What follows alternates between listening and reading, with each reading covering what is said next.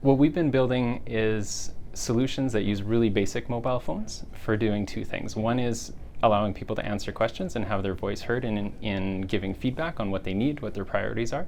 And the other thing we use that same channel for is being able to equip them with access to information. So the same way you or I would pull out our smartphone and look something up on the internet or ask Alexa, we want to provide that same power of being able to access information to people in rural areas so they can use that information to make better decisions and improve their lives. And so we're not talking smartphones necessarily, like flip phones or? The really old basic phones that you might imagine or remember from a decade ago.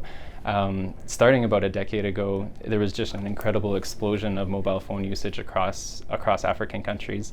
They leapfrogged beyond the landline stage to the point where someone probably doesn't have a car, doesn't have other things that we might have here, but everybody has a basic mobile phone in their pocket.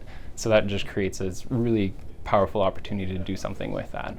So what did you decide to do? Well, the first idea came from Louis' work trying to work with local governments in Ghana, so similar to municipalities or RMs here in Saskatchewan.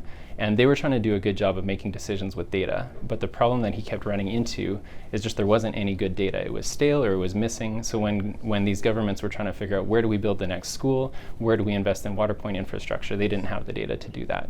But at the same time, you've got everyone now has a cell phone, so if you really wanted to know where they are, what their priorities are, what their needs are, you could just call them.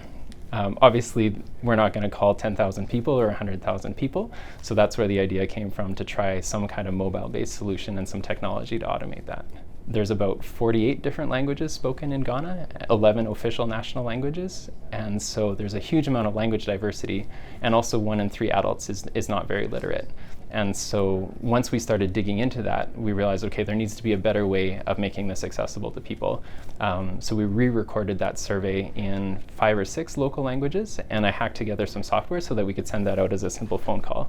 And so at that point, people could answer the phone, listen to the questions, answer them, and suddenly we were getting 20 or 30% response rates, and we were like, wow, this can actually work.